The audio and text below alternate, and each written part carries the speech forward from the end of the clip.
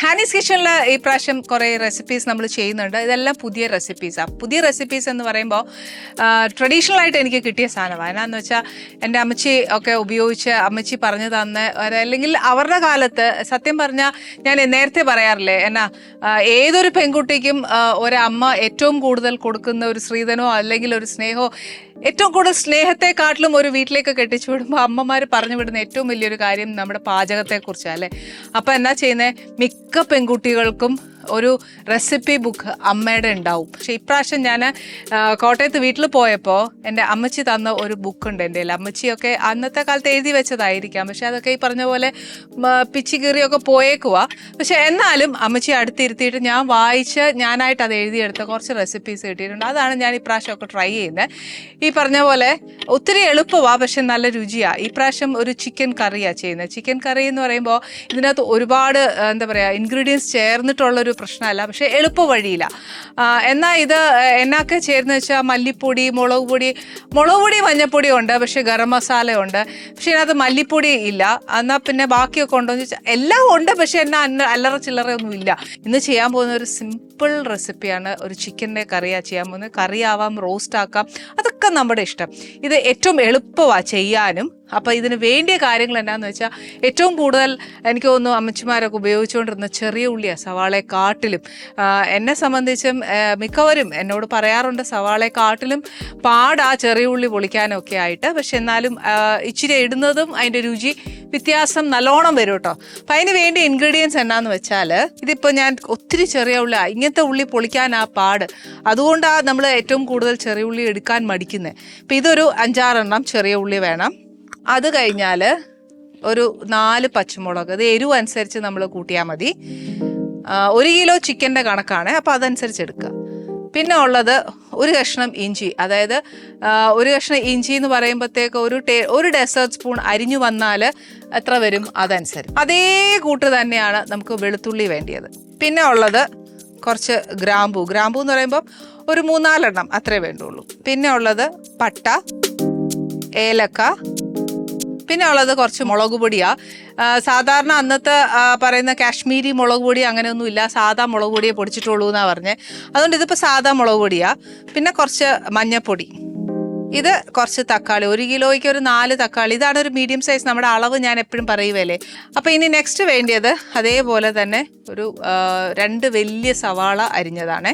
ഇത് കുറച്ച് മൈദ എടുത്തു വെച്ചിരിക്കുന്നത്. മൈദ ഇല്ല, ഗ്ലൂട്ടൻ അലർജി ഉള്ളവർക്കാണെങ്കിൽ കുറച്ച് കോൺഫ്ലവർ എടുത്താലും മതി, അരിപ്പൊടി എടുത്താലും മതി. ഇതിപ്പം ഏകദേശം 1 കിലോ ചിക്കനാണ് മേടിച്ചത്. ഇനിയിപ്പോൾ ബോൺലെസ് ആണെങ്കിൽ അങ്ങനെ ഏതാന്ന് വെച്ചാൽ നമുക്ക് ഇഷ്ടമുള്ളതുപോലെ ചെയ്യാം. ഇതിന് കുറച്ച് എളുപ്പമുള്ള പരിപാടി എന്നാന്ന് വെച്ചാൽ, ആദ്യം കുറച്ച് സാധനങ്ങൾ നമ്മൾ ചതച്ചെടുത്തേച്ച് വേവിക്കാൻ വെക്കണം ചിക്കൻ. അത് കഴിഞ്ഞിട്ട് അതിൻ്റെ മെയിൻ കാര്യങ്ങൾ നടക്കുന്നത്. അപ്പോൾ ഇതിനകത്ത് ഇടാൻ പോകുന്നത് ഒരു 3-4 ചെറിയ ഉള്ളി, നമ്മുടെ ചിക്കൻ്റെ അളവ് അനുസരിച്ചാണ്. പിന്നെ വേണ്ടിയത് ഒരു 4 പച്ചമുളക്, അതേപോലെ ഒരു കഷ്ണം ഇഞ്ചി, അതായത് ഒരു വലിയ ഡെസേർട്ട് സ്പൂൺ കണക്കാക്കി എടുത്താൽ മതി. ഇതൊന്ന് ഇച്ചിരി അരിഞ്ഞിട്ടേക്കാം. പിന്നെ വേണ്ടിയത് ഒരു ഇച്ചിരി വെളുത്തുള്ളിയാണ്, ഒരു 5-6 എണ്ണം. ഇതിപ്പോൾ അരിഞ്ഞ് വെച്ചുകൊണ്ടാണ് ഒരുപാട് ഇടുന്നതായിട്ട് തോന്നുന്നത്. ഇനിയിപ്പോൾ അഥവാ നമുക്ക് അങ്ങനെ തെറ്റ് പറ്റുവാണ് തോന്നുവാണെങ്കിൽ 1 കിലോ ചിക്കന് ഞാൻ എപ്പോഴും പറയുന്നല്ലോ 1.5 സ്പൂൺ ഇഞ്ചിയും 1.5 ടീസ്പൂൺ വെളുത്തുള്ളിയും ചേർത്താൽ മതി. പിന്നെ ഉള്ളത് ഒരു 2-3 ഗ്രാമ്പൂ, ഒരു ചെറിയ കഷ്ണം പട്ട. ഇതിപ്പം കട്ടിയില്ലാത്തയാ, അപ്പം പിന്നെ ഒരു ഇത്രയും മുഴുത്തൊരു കഷ്ണം ഇടുക. ഒരു 2-3 ഏലക്ക. അപ്പം ഇത് നമുക്ക് എന്നാന്ന് വെച്ചാൽ ഭയങ്കരമായിട്ട് അരച്ചെടുക്കണ്ട, ഒന്ന് ക്രഷ് ചെയ്തെടുക്കുമല്ലേ അതുപോലെ.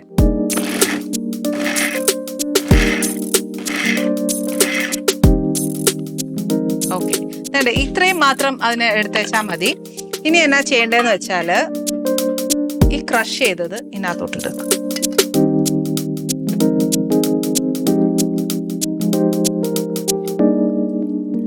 അത് കഴിഞ്ഞിട്ട് ഇതിൻ്റെ കൂട്ടത്തിൽ കുറച്ച് മഞ്ഞൾപ്പൊടി, കുറച്ച് മുളക് പൊടി. പച്ചമുളകിൻ്റെ എരിവ് നോക്കി വെച്ച് വേണം നമ്മൾ എപ്പോഴും മഞ്ഞൾപ്പൊടി, മുളക് പൊടിയൊക്കെ മുളക് പൊടി ഇടാനായിട്ട്. ഇതിനകത്ത് കുരുമുളക് അങ്ങനത്തെ ഒന്നുമില്ല, പക്ഷെ എന്നാലും പച്ചമുളകിൻ്റെ എരിവ് ഒന്ന് ശ്രദ്ധിച്ചോളൂ. ഒരു 1/2 ടീസ്പൂൺ മഞ്ഞൾപ്പൊടി ഇടുക. അത് കഴിഞ്ഞ് ഒരു എരിവുള്ളത് കൊണ്ട് ഒരു 2 ഇപ്പം ഇടാം. പിന്നെ പച്ചമുളകിൻ്റെ എരിവുണ്ട്, ഡെസേർട്ട് സ്പൂൺ കണക്കാണ്. അപ്പോൾ ഇത് ടീസ്പൂണാണ് എൻ്റെ കയ്യിലിരിക്കുന്നത്, അവിടെ ഇച്ചിരി കൂടി ഇട്ടേ. ഇതിനകത്തോട്ട് ഇത് വേവിച്ച് വെച്ചേക്കുന്ന തക്കാളിയാ. ഇത് നമ്മൾ വഴറ്റുക അങ്ങനത്തെ കാര്യങ്ങളൊന്നും ഇല്ലാത്തതുകൊണ്ടാണ് ഇത് വേവിച്ച്. ഇതിൻ്റെ തൊലി എടുക്കണം എന്നുണ്ടെങ്കിൽ നിങ്ങൾക്ക് എടുക്കാം, അതല്ലെങ്കിൽ ഇങ്ങനെ അതിനെ നമ്മളൊന്ന് എന്താ പറയുക പൊട്ടിച്ചിടുകയല്ലേ എന്ന് പറഞ്ഞ പോലെ.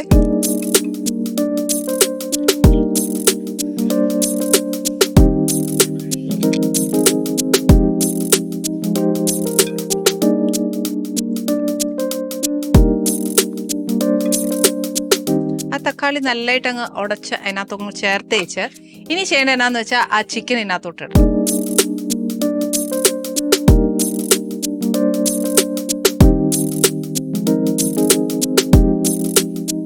ഇനി ഇതിനകത്തോട്ട് ഒരു ഇച്ചിരി ഉപ്പും കൂടി ഇട്ടേച്ച് നമുക്കത് മിക്സ് ചെയ്യാം.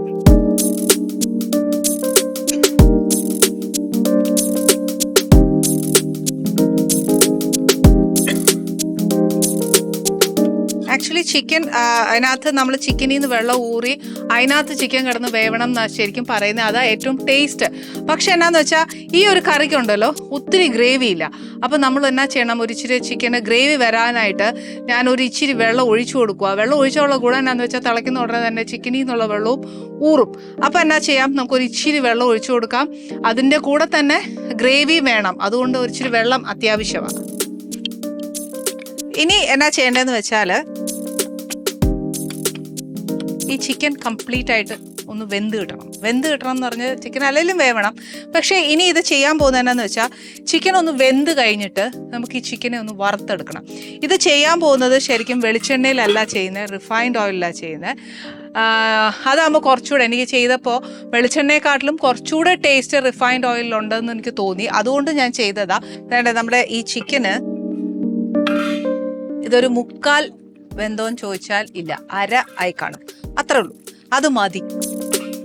എന്നിട്ട് ഇത്രയും ഗ്രേവി ഇതിനകത്ത് ഇരിക്കട്ടെ. അതിന് വേറെ കുറച്ച് ജോലിയും കൂടെ ഉണ്ട്. ഇപ്പം എന്നാ ചെയ്യണമെന്ന് വെച്ചാൽ ഞാൻ ഇതങ്ങോട്ട് മാറ്റി വെച്ച് ഈ ചിക്കൻ വേണമെങ്കിൽ വേറെ പാത്രത്തിലോട്ട് മാറ്റിയെടുത്തിട്ട് സെപ്പറേറ്റ് വെച്ചിട്ടൊക്കെ വറുത്തെടുക്കാം. അതല്ലാന്നുണ്ടെങ്കിൽ ഇതിൽ നിന്ന് കോരിയെടുത്ത് അടുത്ത പാനിലേക്ക് ഇട്ട് വറുത്തെടുത്താലും മതി. ഏതാ എളുപ്പമെന്ന് വെച്ചാൽ അത് ചെയ്താൽ മതി. പക്ഷെ ഞാനിപ്പോൾ ചെയ്യാൻ പോകുന്നത് ഇതിനെ മാറ്റി വെച്ച് അടുത്ത പാൻ വെച്ചിട്ട് ഇതിൽ നിന്ന് തന്നെ ചിക്കൻ എടുത്ത് വറക്കും. ഒരുപാട് പാത്രം കഴുകാൻ എനിക്കിഷ്ടമല്ലാത്തത് കൊണ്ടും എളുപ്പത്തിന് ഇതാ നല്ലത്. അന്നേരം പിന്നെ ഇങ്ങനെ ചെയ്യുന്നതല്ലേ നല്ലേ. അപ്പം ഇതിനകത്തോട്ട് ഞാൻ ഒഴിക്കാൻ പോകുന്ന റിഫൈൻഡ് ഓയിലാണ്. നിങ്ങൾക്ക് വേണമെങ്കിൽ വെളിച്ചെണ്ണ ഉപയോഗിക്കാം. ഒത്തിരി ഡീപ് ഫ്രൈ അല്ല, ഒരു ഷാലോ ഫ്രൈ, അതായത് നമ്മുടെ ചിക്കൻ ഒന്ന് മുരിഞ്ഞ് കിട്ടണം, അത്രയും മതി.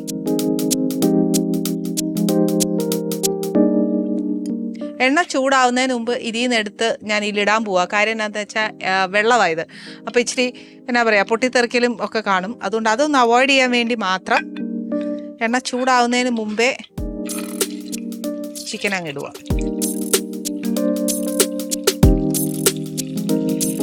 ഡീപ് ഫ്രൈ ചെയ്യേണ്ടതെന്നുള്ളവർക്ക് ചെയ്യാം.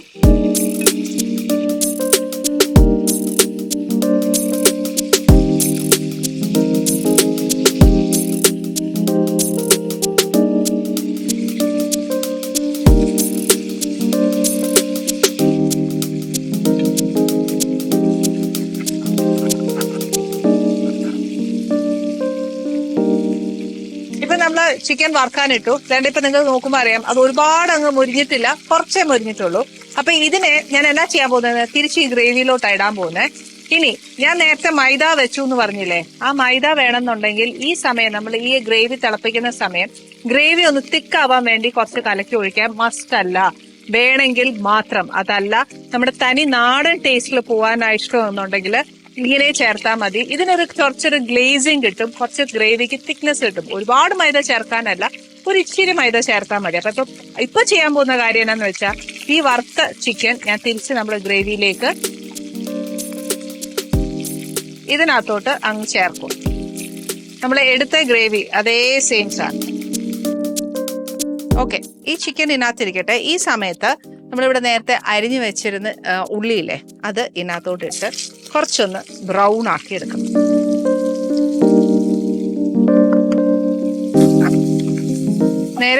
നേരത്തെ ചിക്കൻ വേവാനായിട്ട് നമ്മൾ ചിക്കനിൽ പിടിക്കാൻ ഇച്ചിരി ഉപ്പിട്ടു.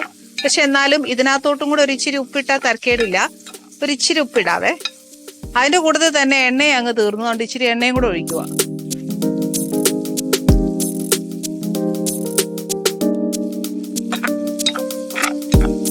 ഉള്ളി ഒരു ഇച്ചിരി നല്ല ബ്രൗൺ ആവണം, പച്ചയായിട്ടല്ല. ട്രാൻസ്പെറന്റ് അങ്ങനെയല്ല. ഇച്ചിരി നമ്മൾ ചേർക്കുന്ന എത്ര ഉള്ളിയാണോ അതിന്റെ സ്ട്രെയിറ്റ് ഹാഫ് ആവണം. അതാണ് അതിന്റെ ഒരു കണക്ക്.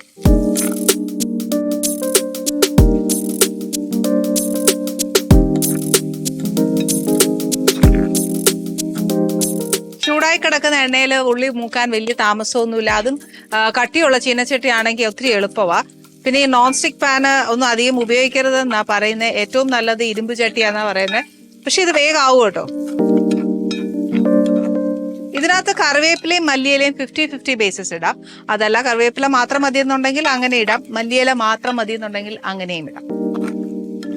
ഇപ്പൊ അതേണ്ട ഉള്ളി ഒരു നല്ലായിട്ട് മൂത്തു എന്ന് പറയാൻ തന്നെ പറ്റും. കാര്യം എന്താണെന്ന് വെച്ചാൽ നിങ്ങൾ വിചാരിക്കുക ഞാൻ ചിക്കൻ്റെ വറുത്ത എണ്ണയിലോട്ട് ഉള്ളി ഇട്ടപ്പോൾ ആ നിറം ഇതിലോട്ട് ആയതാന്ന്. അല്ല, ഈ ചിക്കൻ നമ്മൾ ഇളക്കുമ്പോൾ അറിയാലോ, അതാ മുരിഞ്ഞു വരുന്നതിന്റെ ഒരു അതിന്റെ ടെക്സ്ചർ മാറുമ്പോൾ തന്നെ നമുക്ക് അറിയാമല്ലോ. ഇത്രയും മതി. ഇനി ഇതിനെ ഞാൻ നേരത്തെ വറുത്ത് വെച്ച ചിക്കൻ ഉണ്ട്, ഗ്രേവി ഉണ്ട്, എല്ലാം ഉണ്ട്. ഇതിനകത്തോട്ട് ഞാൻ ഈ വറുത്ത ഉള്ളിയും കൂടെ ഇതിനകത്തോട്ട് ഇടുക.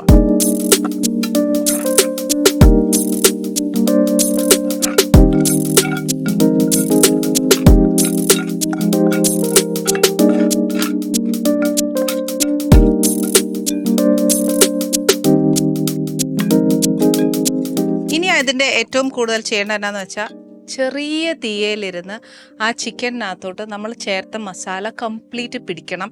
നമ്മൾ ചേർത്ത എണ്ണ കംപ്ലീറ്റ് തെളിഞ്ഞു വരണം. അപ്പം അതിന് ശരിക്കും പറഞ്ഞാൽ നല്ലൊരു ക്ഷമ വേണം.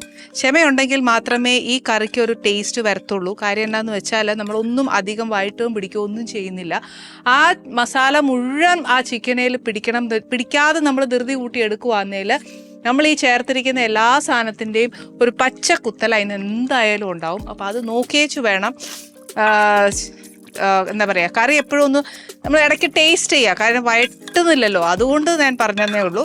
ഒന്ന് ശ്രദ്ധിച്ചാൽ അതിന് കറക്റ്റ് ടേസ്റ്റ് ആയിട്ട് എടുക്കാം. ഇതൊക്കെ ശരിക്കും പറഞ്ഞാൽ നമ്മുടെ അമ്മമാർ, എൻ്റെ അമ്മയ്ക്ക് ഇതൊക്കെ പഠിച്ചിട്ടുണ്ടോ എന്ന് തന്നെ എനിക്കറിയത്തില്ല. പക്ഷെ എന്നാലും ആ റെസിപ്പിയുടെ ബുക്കും ഒക്കെ എനിക്ക് കൈ കിട്ടിയോണ്ട് എനിക്ക് ഭയങ്കര സന്തോഷം കേട്ടോ.